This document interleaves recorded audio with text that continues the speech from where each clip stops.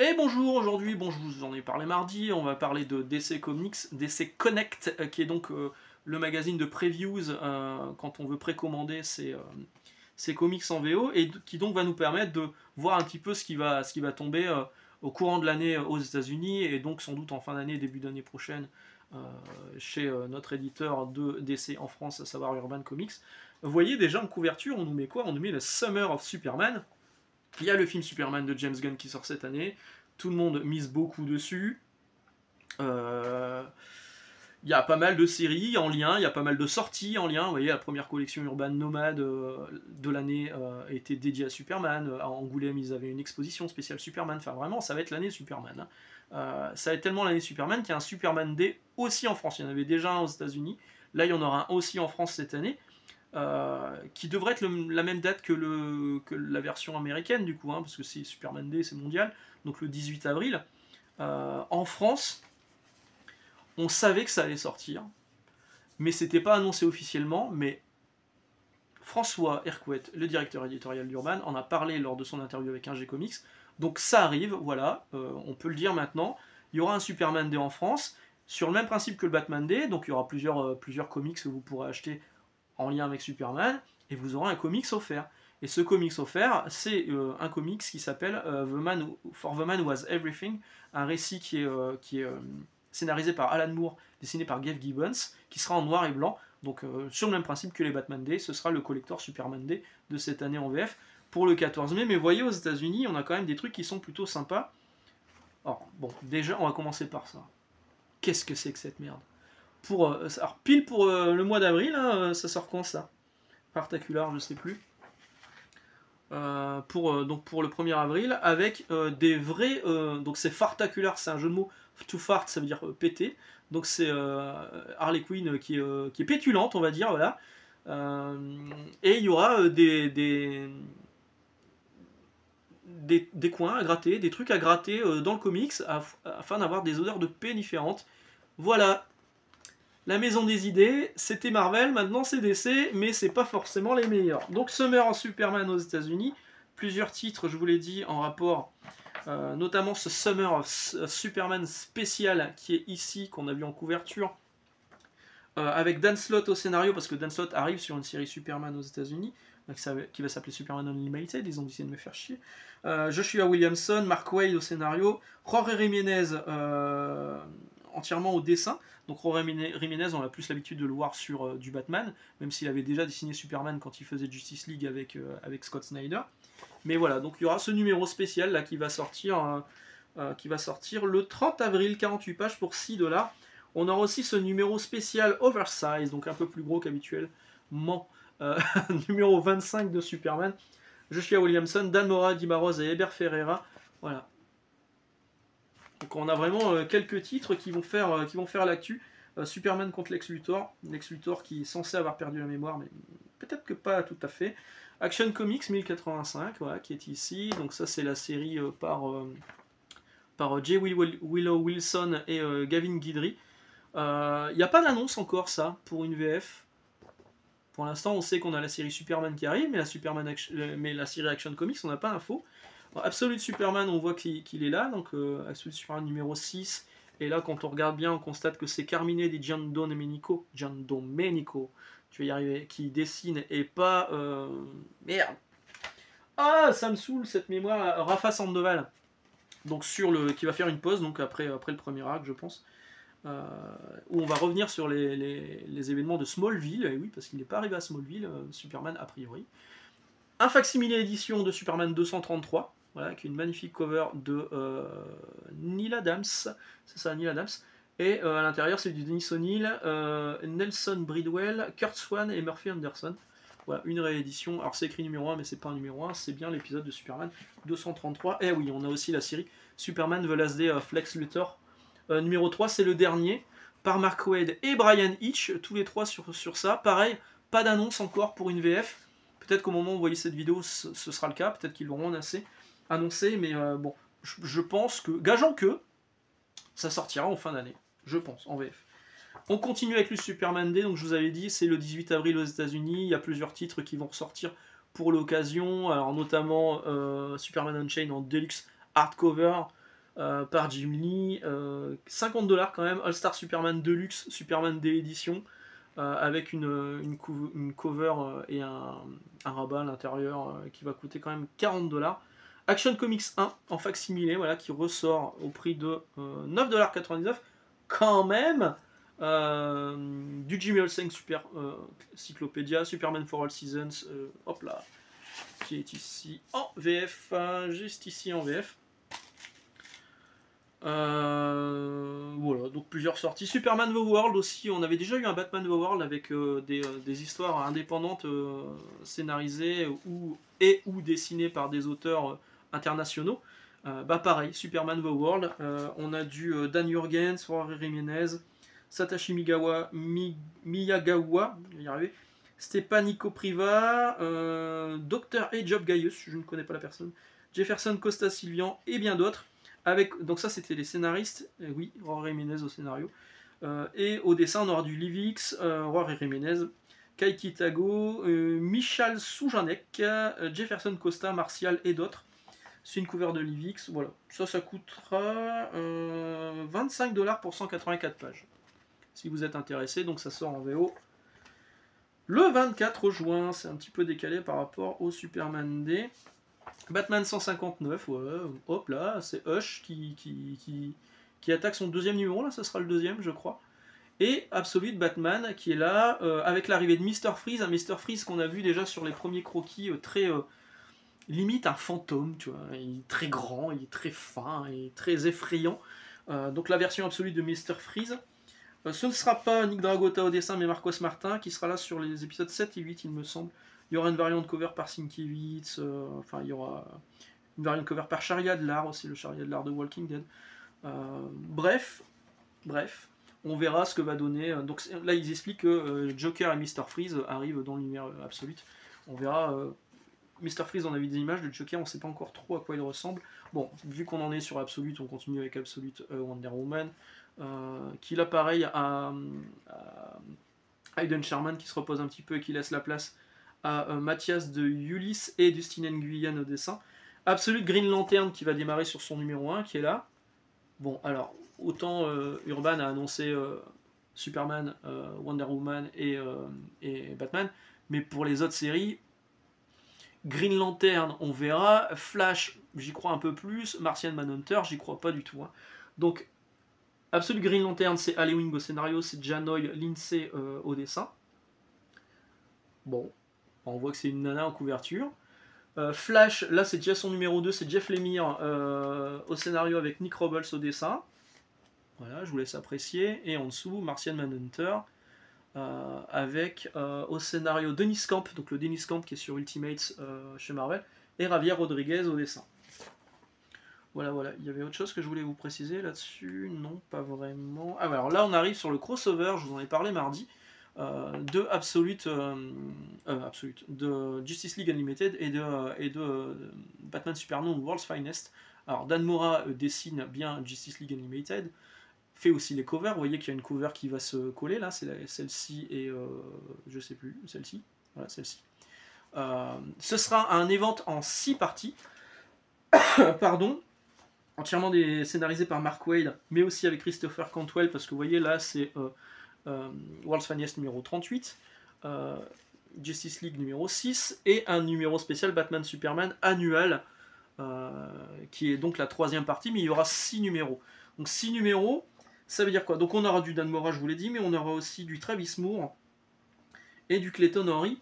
Ça veut dire quoi 6 numéros? Ça veut dire que il y a de grandes chances que c'est sur le numéro combien? 6.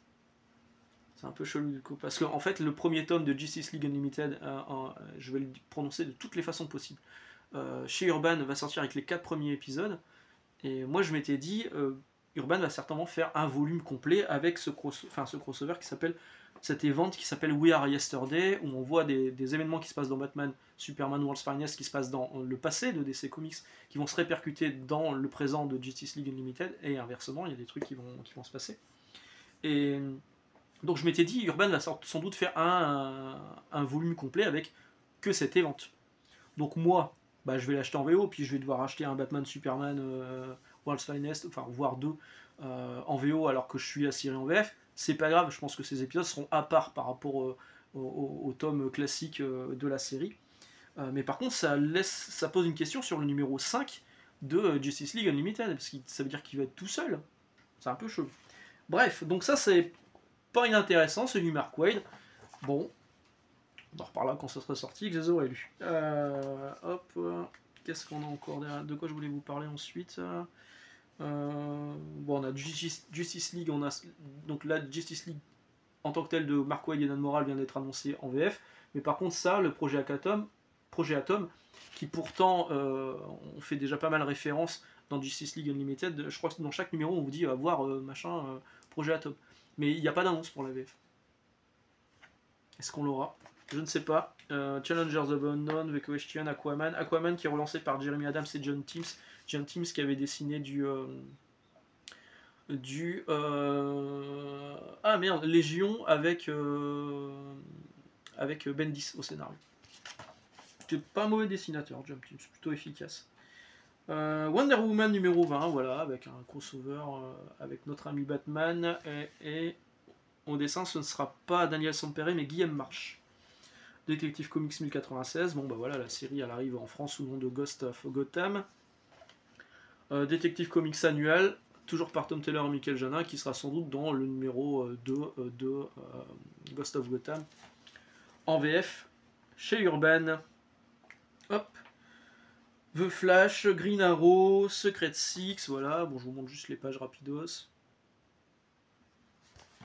The Flash, pareil, on arrive au tome 20, on n'a pas d'annonce pour une VF, Green Arrow, Secret Six, bon ça j'y crois pas trop. Green Lantern, donc Green Lantern, je vous disais mardi, François Hercouet a priori a trouvé une solution pour proposer une version française, peut-être avec des gros volumes en format souple, à l'image de ce que veut faire Delcourt avec Spawn. Bon là ce sera de la couverture dure, mais ils veulent sortir un album par an avec plein de numéros dedans.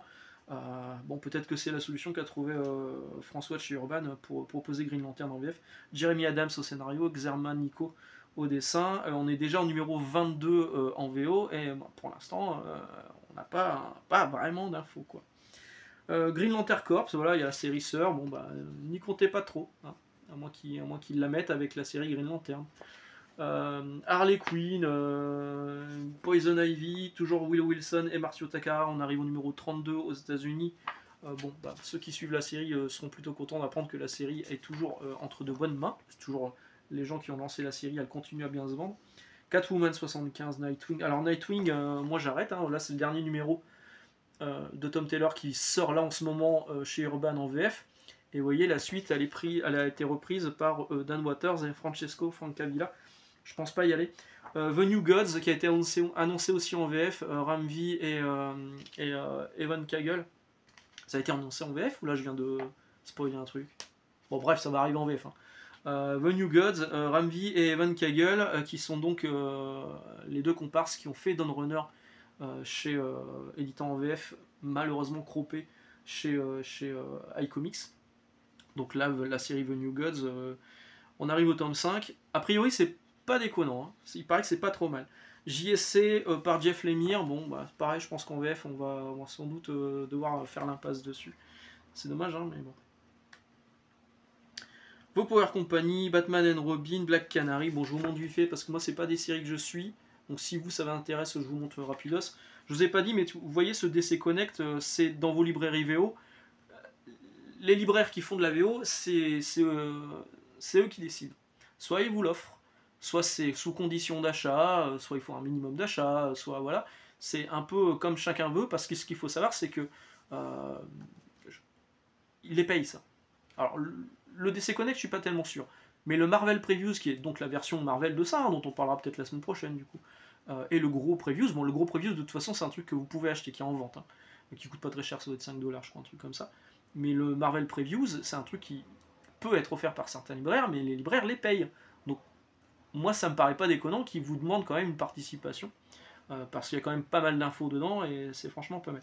Batman Dark Patterns, donc qui arrive en VF dans les albums à 80 balles, à 80 pages pour 16€, voilà, donc Dark Patterns, je pense que je fais l'impasse. Dan Waters et Aidan Sherman. Batman Long Halloween, Last Halloween, numéro 7. Le nouveau tome là, le nouveau numéro prend un peu de temps à sortir.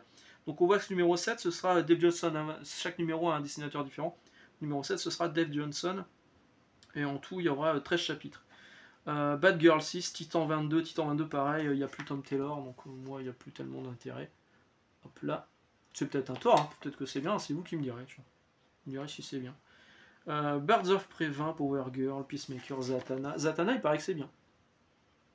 Je sais plus qui me l'a recommandé dans les commentaires dimanche dernier, mais il paraît que c'est pas mal. C'est Jamal Campbell au scénario et au dessin. Il paraît que c'est pas mal. Je crois que c'est une mini-série. Fire and Ice, Two Face, bon tout ça on va passer. Le Free Comic Book Day avec un DC All-In et de l'autre côté Absolute. Bon bah évidemment il va me le falloir. Dans le DC All-In c'est la série Superman Unlimited de Dan Slott et Raphaël Albuquerque. Il y aura du Giuseppe Camuncoli et du Jeff Lemire aussi dans ce DC All-In. Ça sera un flipbook hein, comme le DC spécial, DC All-In spécial. Et si vous regardez bien là en petit, je sais pas si c'est vraiment ça. La cover qui est là, hop, on voit les personnages de l'univers Absolute qui sont là. Donc il y aura un rapport avec l'univers Absolute. On aura un Superman's Good Guy Gang, Kangaou, hein, avec des kangourous super-héros, machin. Super. Les variantes de cover humoristique, DC Vampire, Green Lantern Dark, voilà. Sonic et Justice League. On n'est pas dans les crossover what the fuck là. Tiens d'ailleurs, en parlant de crossover what the fuck, Marvel et DC ont signé pour de nouveaux crossovers là pour cette fin d'année 2025. Et vous voyez, je vous disais mardi, les Batman Facsimile édition, donc la réédition en floppy à l'unité des épisodes d'époque de Jeff Lobb et Tim Sale, donc ça ressort régulièrement au coût unitaire de 4$. 4$. Et oui, ça les vaut large. Mad Magazine, bon tout ça vous en foutez un peu. Absolute Power, ils en parlent là. Donc ça c'est les trades paperback d'Absolute Power qui arrivent, que vous lisez en ce moment en VF. En VF ils ont fait des gros volumes où ils réunissent un peu tout dans un seul gros volume. Bon là c'est les trades paperback juste avec la série Absolute Power qui pour moi est largement suffisante, et après les autres à côté. Hop. Là on arrive sur les trades paperback et les hardcover. Donc année Superman, Superman Golden Age Omnibus, voilà un omnibus de Superman. La mort et la résurrection de Superman, le Superman de Jeff Jones et Gary Frank qui est très très bien. Superman The Last Day of Lex Luthor, pareil, Mark Waid et Brian Hitch. On n'a pas de date pour une VF de ça. Hein. Quand est-ce que ce sera annoncé en VF? Et ça vous l'aurez pas en VF, parce que pour en avoir discuté avec François Hercouet, il veut pas que ça sorte en VF parce qu'effectivement il y a des moments qui sont choquants dans le truc. Donc si vous voulez le lire, c'est en VO. Moi j'ai déjà une édition VO, mais là ça ressort, c'est du softcover là je crois en plus. Softcover, voilà, à 19,99$. Si vous voulez, si vous l'avez pas lu, c'est le moment d'y aller. C'est Frank Miller au scénario, d'où les trucs un peu borderline, et John Romita Jr. au dessin, un très bon Romita Jr. Philip Kennedy Johnson Superman en omnibus, voilà, du Olsen, voilà. Les omnibus Superman pour ce printemps, plutôt sympa. Enfin, il y a des trucs qui sont plutôt pas mal. Batman Beyond the White Knight qui sort en softcover, Wonder Woman History, tout ça c'est des trucs qu'on a déjà eu en VF. Ça donc c'est Superman Dark Prophecy en VF qui sera un tome 1 et qui là est un tome 4 de Superman. Batman Detective Comics donc qui chez nous va s'appeler Ghost of Gotham, voilà c'est ça, c'est ces épisodes là. Et Wonder Woman Fury, donc le tome 3 de Wonder Woman qu'on aura en VF, je ne sais plus quand, je l'ai noté, le 30 mai. Voilà. Le 30 mai. Ensuite, on a les collections DC Finest, qui est donc l'équivalent des Epic Collections de chez Marvel. D'ailleurs, on reparlera des Epic Collections quand je vous parlerai de Marvel Previews, parce que maintenant, il y a les Modern Era. Vous voyez, avec du Superman, du Catwoman, du Batman, enfin des trucs plutôt sympas. Du Métamorpho. Et la collection compacte, vous savez, les petits formats, l'équivalent de Urban Nomad. Les nouveautés, ce seront Deceased, Static, donc un personnage qui marche pas en France, pourtant il y a une série, il y a un dessin animé, et Batwoman qui est là. Donc pour Deceased, pourquoi pas, hein, Tom Taylor et Trevor Ersine, mais bon, on les a déjà en VF. Les trade paperback de Nightwing par la nouvelle équipe créative, le numéro 1, de Power Girl, de Birds of Prey, et celui-ci je ne sais plus, The Flash, voilà, c'est Flash. Les nouveaux trade paperback. Superman, Batman World's Finest, ils ont le trade paperback après notre VF. Donc Hush qui ressort aussi avec l'épilogue inédit dont on a parlé mardi. DC Vampire, Cosmic Odyssey. Cosmic Odyssey, c'est pas mal ça. Jim Starlin avec. Mais je les ai en floppy ceux-là. Et ça ressort donc en hardcover. 40$, 200 pages, quand même. C'est pas donné. Et le Hush là, Absolute Edition, 100$. Allez, bah finalement c'est pas cher les 36 balles qui sont demandées pour la VF. Tout de suite, bon. DC's, dont on vient d'en parler, boum, ici il y a aussi une édition comme ça, enfin voilà, tout ressort. Jenny Sparks avec qui arrive en VF donc cet été, dont on reparlera d'ici là. Le Batman Detective Comics New 52 Omnibus, le Nightwing, qui est là également, le Nightwing de le même dessinateur que là, Scott McDaniel, le même dessinateur que celui-ci, pas celui-ci, ça c'est Alaric, ça c'est Scott McDaniel. Scott McDaniel, voilà. Est-ce qu'on a fait le tour? Je pense que oui. Du Preacher. Preacher et Authority. Alors Authority, ça ressort en omnibus et en softcover. Mais ce qui est amusant, c'est que quand on le lit là, pardon, c'est pas du softcover, c'est du hardcover. 35$ Authority Book 2. Et c'est précisé que dedans, ce sont les épisodes 13 à 29 non censurés.